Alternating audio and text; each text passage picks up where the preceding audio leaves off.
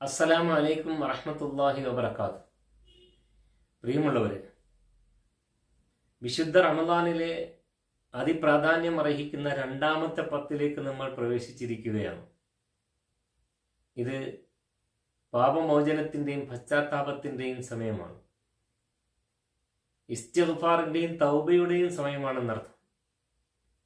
ഇസ്തിഗ്ഫാറും തൗബയും രണ്ടാണ്. ചെയ്തു പോയ പാപങ്ങളിൽ നിന്ന് പാപമുക്തി നേടുന്നതാണ് ഇസ്തിഗ്ഫാർ.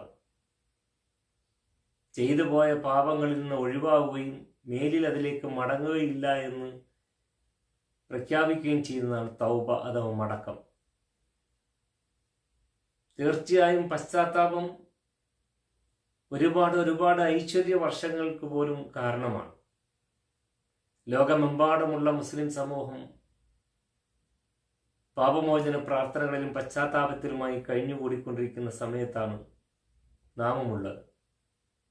നമ്മുടെ പ്രാർത്ഥനകൾ അധികരിപ്പിക്കണം. ചെയ്തു പോയ പാപങ്ങളെക്കുറിച്ച് വ്യക്തമായ ധാരണയും ബോധവും ഉണ്ടായി അതിൽ നിന്ന് നമുക്ക് മടങ്ങാൻ കഴിയണം. മഹാനായ നൂഹ് അലൈഹിസ്സലാത്തു വസ്സലാമയുമായി ബന്ധപ്പെട്ടാണ് ഖുർആനിൽ ഒരു ഇസ്തിഗ്ഫാർ വന്നിട്ടുള്ളത്. വഖാല നൂഹുൻ ഇസ്തഗ്ഫിറൂ റബ്ബക്കും ഇന്നഹു കാന ഗഫാറ വയുർസിലു സമാഅ അലൈക്കും മിദ്റാറ. നിങ്ങൾ നിങ്ങളുടെ രക്ഷിതാവിനോട് പാപമോചനത്തിന് വേണ്ടി പ്രാർത്ഥിക്കണം. കാരണം അവൻ പാപമോചനം നൽകുന്നവനാണ്. അള്ളാഹു പാപമോചനം നൽകുന്നവനാണ് എന്ന ഉത്തമമായ ബോധ്യത്തോടെയും വ്യക്തമായ വിശ്വാസത്തോടെയുമായിരിക്കണം നമ്മൾ നമ്മുടെ പാപമോചന സമർപ്പണങ്ങൾ നടത്തേണ്ടത്. അവൻ തന്നെയാണ് നമ്മൾക്ക് പാപമോചനം നൽകേണ്ടവൻ.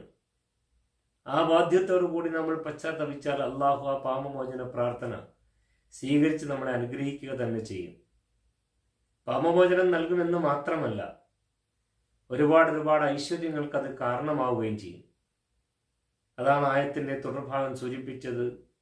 വയുർസിലു സമാഅ അലൈക്കും മിദ്റാറ. ആകാശം നിങ്ങൾക്ക് ധാരാളമായി മഴ വർഷിക്കുകയും ചെയ്യും.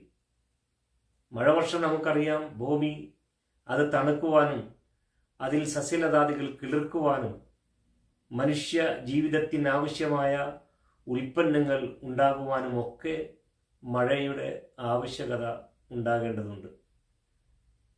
മനുഷ്യൻ ചെയ്യുന്ന പിഴവുകളും അവൻ്റെ തിന്മകളുടെ ആധിക്യവുമാണ് പലപ്പോഴും വരൾച്ചയും പ്രയാസങ്ങളും ബുദ്ധിമുട്ടുകളൊക്കെ ലോകത്ത് സംഭവിക്കുവാൻ കാരണമായി തീരുന്നത്. ആയതിനാൽ നാം വ്യക്തമായ പാപമോചന പ്രാർത്ഥനയോടെ അള്ളാഹു പാപമോചനം നൽകുമെന്ന വ്യക്തമായ ബോധ്യത്തോടെ പ്രാർത്ഥിച്ച് പശ്ചാത്തപിച്ച് മടങ്ങുന്നവരാകാൻ ഈ 10 ദിനങ്ങൾ ഉപയോഗപ്പെടുത്തേണ്ടതുണ്ട്.